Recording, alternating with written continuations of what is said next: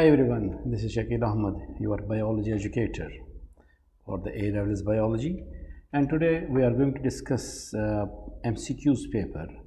It will be Winter 23 Variant 13, and this will be the first part of the video, and here we will discuss first 20 questions of this paper. Okay, so let's start. Which statement about light microscopy is correct? So as the resolution increases, the magnification increases. We know this is incorrect because these are the two different things. As the magnification increases, the image always becomes clearer. It never happens always. Sometimes the image becomes blurred. And C is the resolution will decrease as colored light of increasing wavelength is used. This is correct because as we increase the wavelength, the value of the resolution becomes smaller, and smaller the value, that means higher is the resolution of that microscope. The resolution means the ability to distinguish between two close points. So closer the points are, or lesser is the resolution value, more are the details that we can see between them. So for example, in case of visible light, the lowest wavelength is of violet light, 400 nanometers.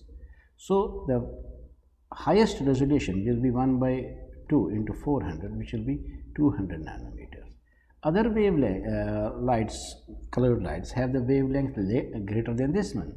For example, if we take red light, it has a wavelength of 680 nanometers. So half of 680 will be 240 nanometers, means the value has increased, the resolution has decreased. So this is the correct value. Moving to question number 2, the diagram shows a stage micrometer scale viewed through an eyepiece containing a graticule. The small divisions of the stage micrometer scale are 0.1 millimeters. Meaning this is the micrometer scale, this is 0.1 millimeter, and this one is the another one which is 0.1 millimeter, and they have the eyepiece graticule attached with this. The stage micrometer is replaced by a slide of a plant cell. Okay, this is a plant cell. What is the maximum actual length of the nucleus in the plant cell? So first of all, we must see where is the nucleus. The nucleus is over here. So it starts from here, it ends over here. So we can see if it is 70, 75 and 77 minus 67 means 10 eyepiece graticules is the length of the nucleus. Now let's go to the calibration over here. We can see it clearly here. These are the eyepiece graticules and this is the millimeters. And 90 minus 50 means 40, or even here you can say 40 minus 10 is 50 minus 10 is 40. So 40 eyepiece graticules is 0.1 millimeter. We found the length, it was 10 eyepiece graticules, so how many millimeters? So cross multiply, it will be 10 times 0.1 over 40, and if we have to change it into the micrometers, we will multiply it by 1000. Solving it on the calculator, we get the 25 micrometers. So the actual length of the nucleus is 25 micrometers, which is B over here.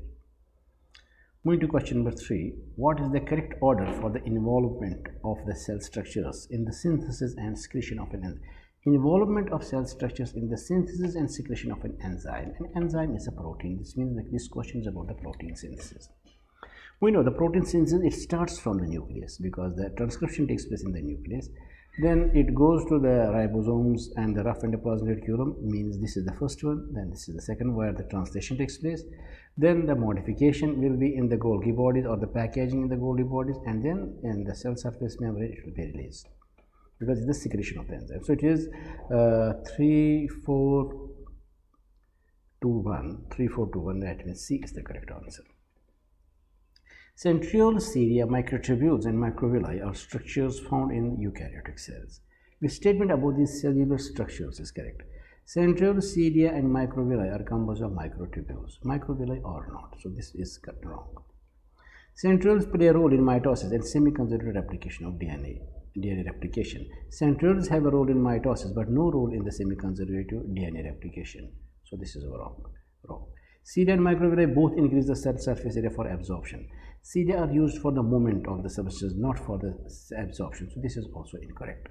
And microtubules are made of protein, that we know. Yeah, the protein present in the microtubules is the tubulin, and form the spindle and mitosis. That's also correct. So D is the correct option.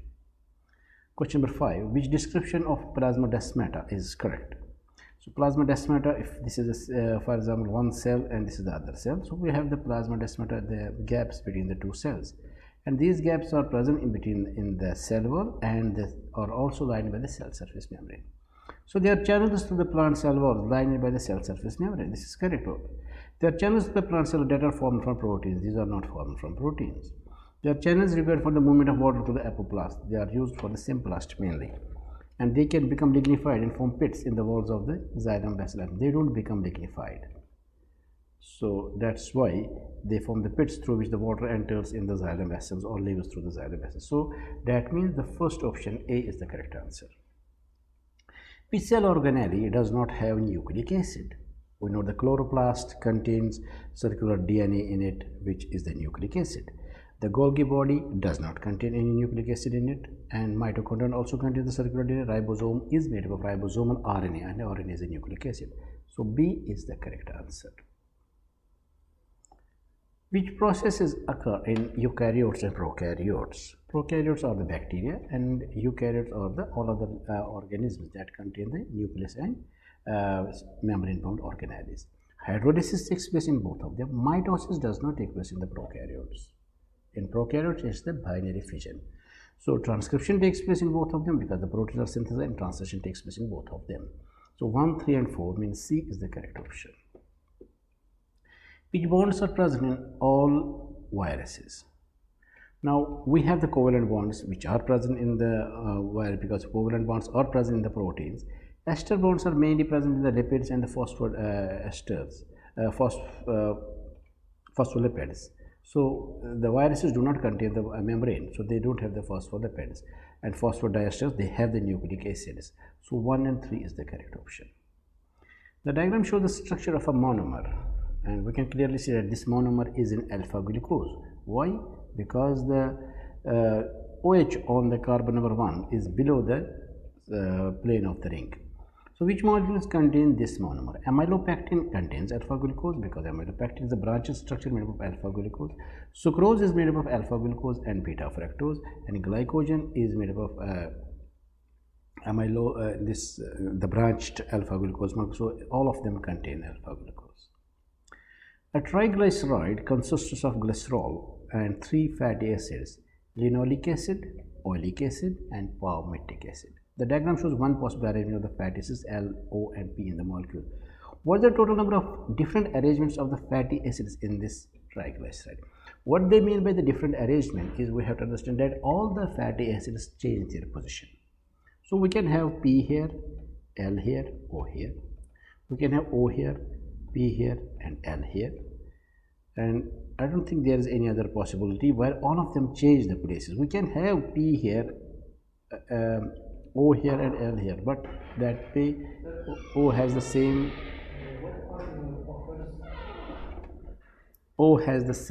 position. So that means A is the correct order. Which statement about phospholipid molecules is correct? So they contain 1 saturated fatty acid and 2 unsaturated fatty acids, which is wrong because they contain 2 fatty acid chains which may be saturated or unsaturated and 1 phospholipid. They contain 3 phosphodiester bonds. In a phospholipid, only 2 phosphodiester bonds. They contain hydrophobic regions and hydrophilic regions. Yeah, the phosphate is the hydrophilic and the fatty chains are the hydrophobic. C is the correct answer. Hydrogen bonding explains many of the properties of water, including the high latent heat of vaporization and high specific heat capacity. For which processes in plants is hydrogen bonding in water important? On hot sunny days. Preventing denaturation of enzymes, this is correct because the transpiration causes the cooling.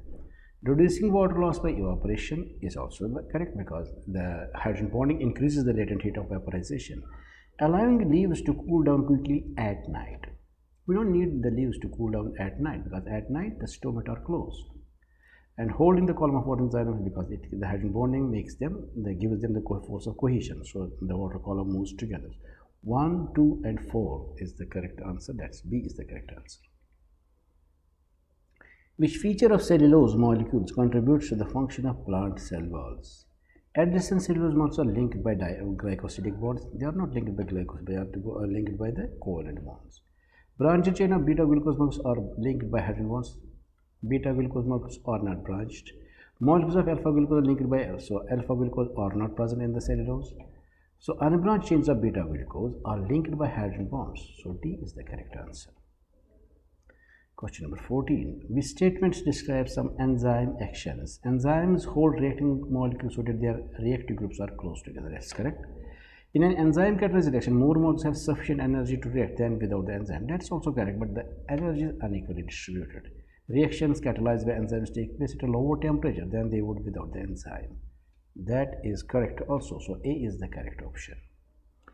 Influenza virus has an enzyme called neuraminidase, which breaks down glycoproteins in the surface membrane of the cell that the virus will infect.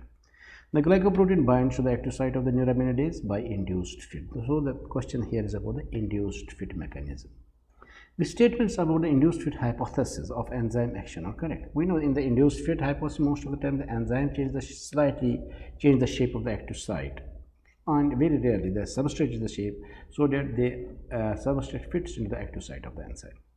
The active site must have the same shape as the substrate. That is only required in the lock and key hypothesis. The enzyme is less likely to be affected by non-competitor. That's also in the lock and key. So the substrate is converted to product by the specific R groups in the active site, just like the lock and key. The mechanism is the same. So 3 is the only option. So D is the correct answer. The graph compares the effect of temperature on the activity of the protease enzyme papain when in solution, when it is free, and when immobilized in the alginate bead. So we can clearly see it here. As we increase the temperature, the activity is same for both of them. But when we increase the temperature beyond 40 degrees Celsius, we see the activity of the free papain begins to decrease, whereas the activity of the immobilized papain also decreases, but at the lower rate. So this statement about the effect of immobilization of papain is correct. It alters the shape of the papain's active site at high temperatures. No, that's not correct. If it is, then it will not be able to fit. The substrate will not be able to fit. It decreases the activity of the papain at high temperature. That's incorrect. So we are talking about the immobilization. So if it alters the shape, then we will see the rate will decrease.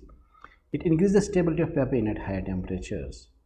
And this is actually what is the correct, because we can see that free papain has reduced activity than the immobilized papain. So because immobilized papain is still stable and able to hold the substrate molecules. The diagram shows how adrenaline activates processes inside a cell. So this is adrenaline binding to beta adrenergic receptor. So the cell signaling, as we see, it will change the shape, so activate G protein, which will change the ATP to cyclic AMP, and so the enzyme cascade will take place, will be formed inside the cell. What is correct? So we can see that beta adrenergic is a protein and it will change the shapes to activate the G protein. So B is the correct answer. The statements are comparison of endocytosis and exocytosis. Both are mechanisms that involve vesicles or vacuoles in transport of materials across the cell surface membrane. Correct. Both mechanisms occur to allow bulk transport. Yeah, both are the processes of the or forms of the bulk transport. Endocytosis involves taking materials into the cell, whereas exocytosis involves release of material from the cell. That's also correct.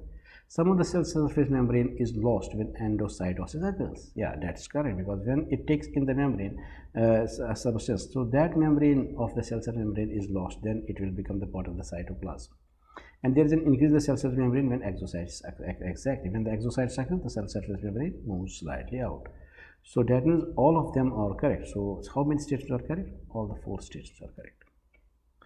A student was asked to calculate the surface area is to volume ratio for an agar cube with a side length of 5.5 millimeters. Which surface area to volume ratio is correct?